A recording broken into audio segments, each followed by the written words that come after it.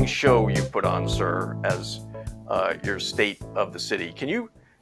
These guys were aghast. They've never seen it. They say they couldn't pull it off. What, and you've been doing it for. I wasn't aghast. I loved it. Right. You were just, but you were. I was stunned by it. I was stunned. Yeah, stunned. Stunned is good. And I know Mayor Barnett fairly well, but I never saw that one. I didn't see it coming.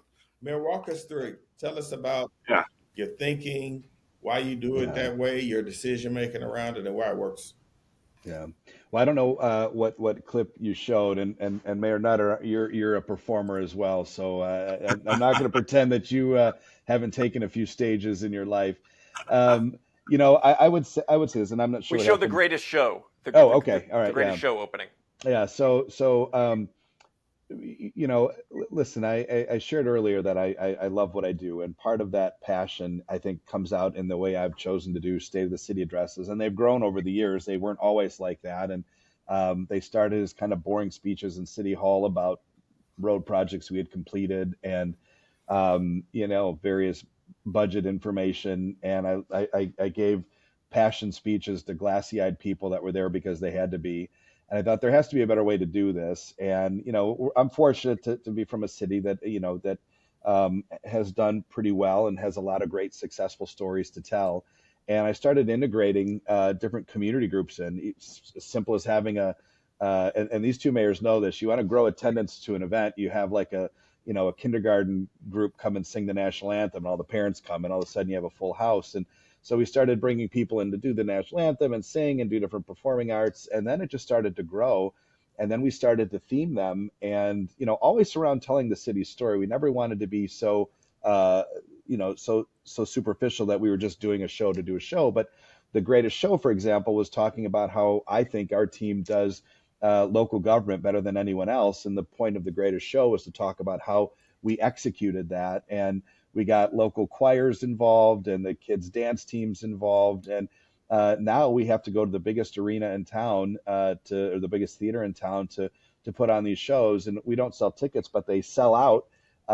And to imagine a State of the City that will have 1,000 people come to it, that will wait outside, that will sit in overflow seating to see what we're going to do this year is a lot of fun. I've been Jimmy Fallon. I've rappelled from the ceiling. I've played in a rock band, even though I don't play an instrument.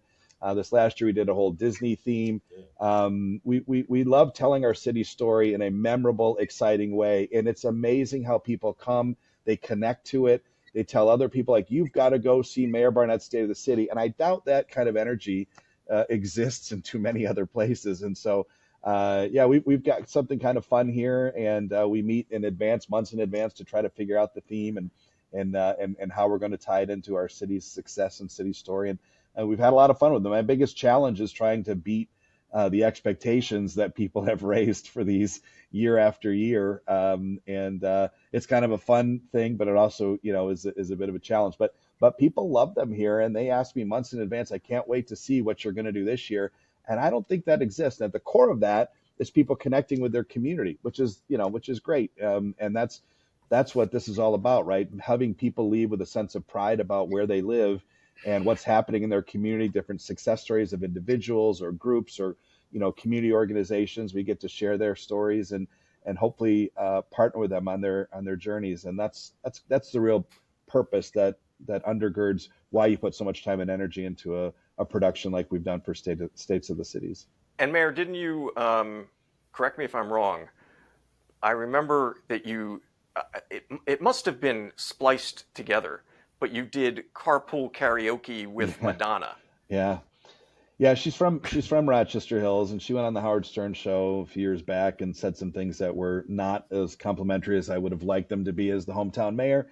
And so I challenged her in an open letter, and we had this sort of wonderful back and forth, and did this carpool karaoke, which of course she was not in my car. But we've had a kind of a fun relationship since, just kind of hopefully she didn't appreciate the diversity of my community like I hoped she would.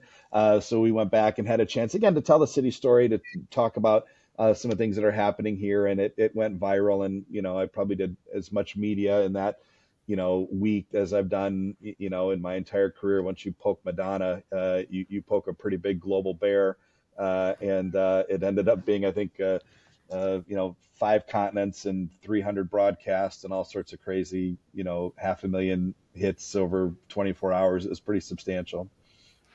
I love that. And we should say that part of your story is, I think for 7 years straight, Rochester Hills is the safest community in Detroit.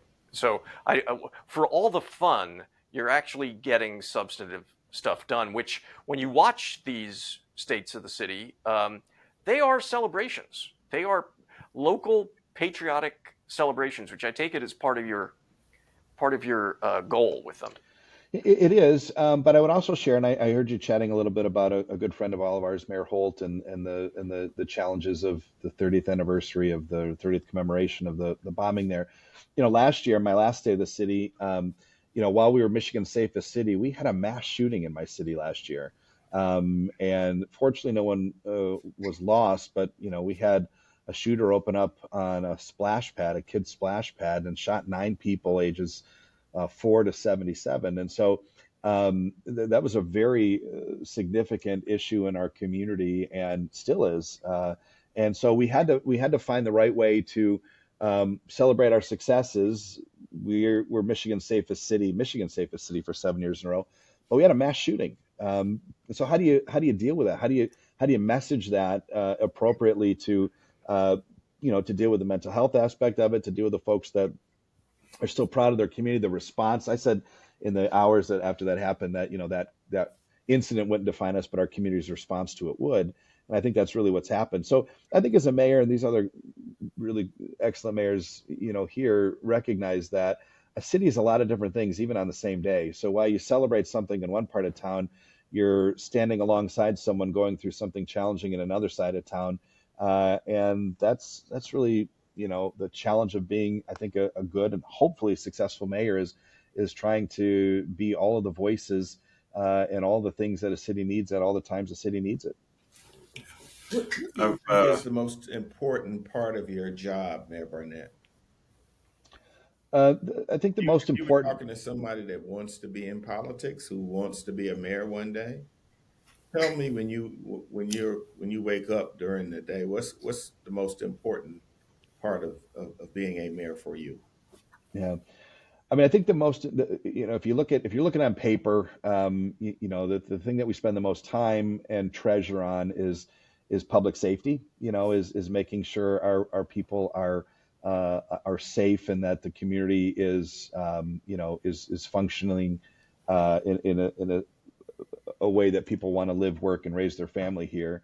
That's the nuts and bolts is providing that. But the reason you want to be a mayor, I think the reason that I would tell people is that you really want to create a place that people want to be. That's the part that I enjoy is kind of creating community. So while you have to block and tackle in handling public safety and working with the schools, to me, the fun aspect and the thing that makes a community unique, hopefully Rochester Hills is in this category, is listening to your community first, and then trying to execute a vision where people can see themselves with economic mobility, with social mobility, and all the different things where they go, yeah, I'm really proud. I always say, my business is when people say Rochester Hills, or they say Atlanta, or they say Philadelphia, in the first second, there's an impression.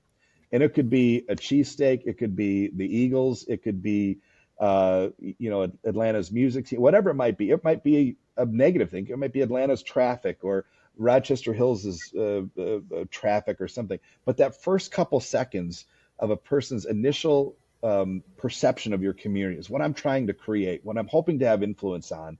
And I can't make sure that everyone's perception is perfect, but that's always I challenge our team all the time. Our we're in the customer service business, and our competition isn't our neighboring communities. I always think our competition is Amazon, it's Disney, it's Nordstrom, it's people that do customer service really well. And trying to create that perception when people say Rochester Hills, I'm doing everything possible to help that be a positive first impression. I'd love to live there someday. Boy, they have great schools. I love visiting their parks.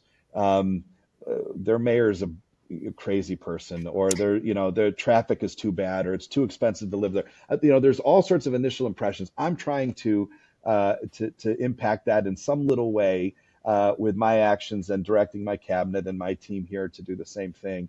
And that's what's exciting to me. Why do you want to be a mayor? Well, hopefully it's because you can affect the community around you in a positive way and help people connect. I Favorite love that restaurant in the that city that for date night? Favorite restaurant in the city for date night? Yep. Well, it depends. If I want Italian, I have a place. If I want steak, I have a place. If I want to sit down and watch the game, I have a place. I like Cruise and Muir. I like um, um, CJ Mahoney's believe it or not, has a menu item named after me, so it's a little bit of a favorite place there. Barnett's what is it? cheese. Well, yeah, this is something I wish I hadn't said because I feel like Mayor Nutter's never going to let this go away. Mayor Barnett's cheese balls are the mozzarella spicy cheese balls at CJ Mahoney's. So I don't know what the rating is on this podcast, but we'll leave the commentary maybe until later. But if you ever want to come and taste my cheese balls, you're welcome to do that at CJ Mahoney. So we have a great community with a lot of great places to eat, and maybe we should get on to the next question. Well, I mean, I always love getting advice on favorite restaurant from mayors because they know their city's better than anybody else. I go to Detroit all of the time, so I'm in the area. So I would always get Yeah. ask folks what's their favorite place to go.